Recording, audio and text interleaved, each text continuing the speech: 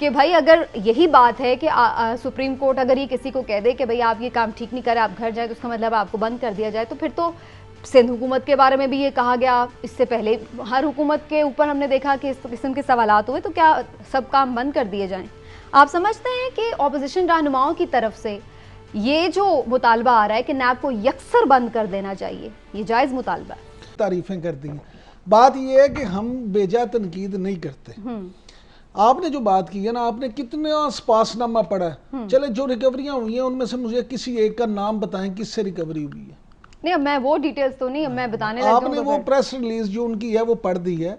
बात ये है, मैं आपको 10 पॉलिटिशियंस के नाम गिनवा दूं जिनसे 1 रुपया रिकवर नहीं हो सका। पॉलिटिशियंस के केस में ये फंसे हैं। सुन ले, बुनियादी तौर पे बात होती है परसेप्शन की, आपके इमेज की। आपका इस वक्त इमेज क्या है, आपका इस वक्त परसेप्शन क्या है। और फिर अगली बात मैं आपको बता दूं, जो अभी शोर है जी पार्लिमानी कमेटी जिसका जिक्र अभी लाली साहब भी कर रहे थे, और ये हो गया वो हो गया, मैं समझता हूं कुछ नहीं होगा। अच्छा, जब आप खजाने की रखवाली पे चोर बिठा देंगे, माफी चाहता हूं बड़ा सख्त लफ्ज यूज कर रहा हूं, आपने कमेटी में वो लोग शामिल किए हैं जिनके अपने केसेस हैं, नैब के यहाँ आने वाले हैं। बिल्कुल सही। वो क्या इस इदारे के बारे में अमेंडमेंट करेंगे? भाई आप अगर आप वाकई सीरियस और कुछ करना चाहते हैं तो क्या पार्लियामान में कोई ऐसे लोग नहीं है पढ़े लिखे जो वाकई जिन पे नैब का कोई ऐसा केस ना हो?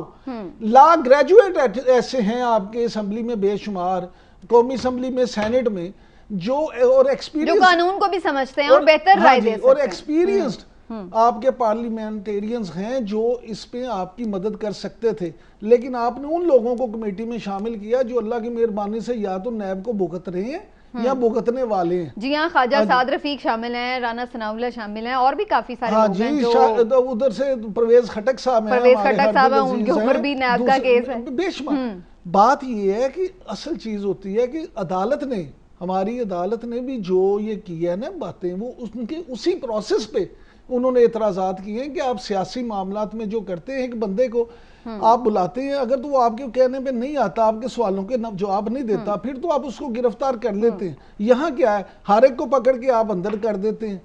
या तो आपके साथ कोई ताउन ना कर रहा। बात यह है कि इन्होंने इस वक्त ये खुद किया है। ठीक है, कोर्ट्स चल रहे हैं इस मुल्क में, कितने जुडिशल बॉडीज चल रहे हैं, माने जो फैसले करते हैं अकॉर्डिंग टू द लॉ। इन लोगों को सिर्फ वक्त का बताना है, टाइम लाइन्स देना है, कितना देर होना चाहिए, अमूमन कुछ एडमिनिस्ट्रेटिव सिस्टम को बेहतर करना है, और उनको ये देखना है कि लॉ अब्यूज नहीं हो रहा है। बेसिकली ये जज ने क्या कहा, जज ने ये तो नहीं कहा कि ये गलत कानून है, उसने कहा जिस तरीके से जो कानून है वो इस्तेमाल किए जा रहे हैं वो बिल्कुल गलत है, परवर्स है, इलीगल है, शेमफुल है। बिल्कुल सही कह रहा था उधर। और ये आप क्या स्टेटिस्टिक्स दे रहे हैं, 180 बिलियन तो 3 ट्रिलियन 5 ट्रिलियन रुपया की इकोनॉमी को आप 180 बिलियन कहते हैं। सबसे माने कि ये इस मुल्क कौन नहीं जानता है कि कितना करप्ट है इस मुल्क। इस अभी मुल्क भी से 900 ज्यादा अरब बहुत के कम चल मुल्क रहे हैं ना करप्ट है। रेफरेंसेस, 900 अरब के अभी भी चल रहे हैं, 900 अरब या तो वसूल अरब के चल रहे हैं।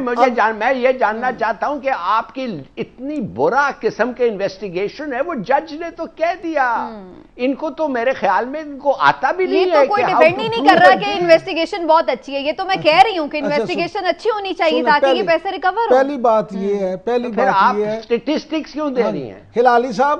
पहली बात तो ये है कि इम्प्रेस करने के लिए। मैं सिर्फ दूसरा व्यू दे रही हूं कि बंद करने के ऊपर जो बात आती है सुने बात, तो उसके ऊपर बात, पहले बात सुने। हिलाली साहब, समीना असल में कहना ये चाहती थी कि 900 अरब के केस चल रहे हैं और अगले 900 साल तक चलते रहेंगे।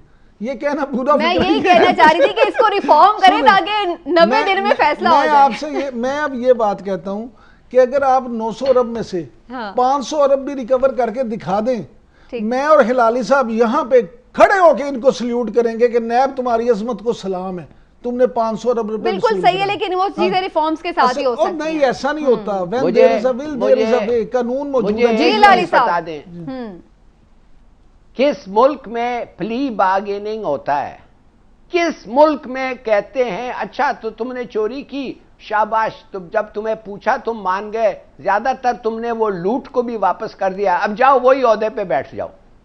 Have you ever heard such a thing? हैं?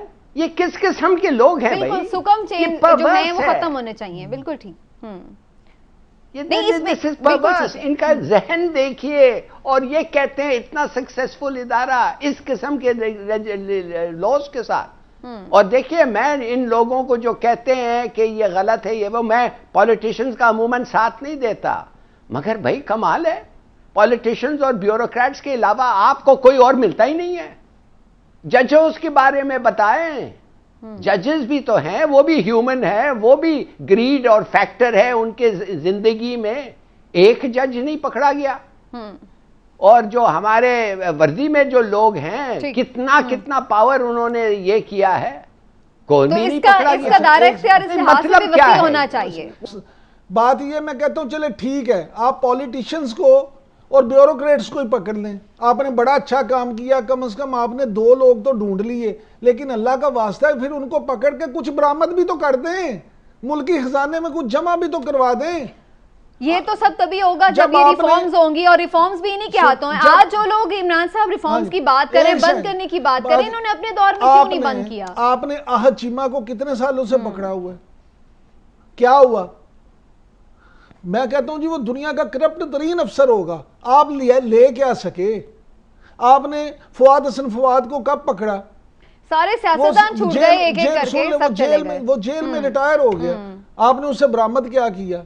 जब आप इस तरह से करेंगे तो आप पे तनकीद होगी, बिल्कुल ठीक है। लेकिन अगर आप लूटी हुई दौलत वापस लाएं, हम आपको सलाम पेश चेयरमैन करें।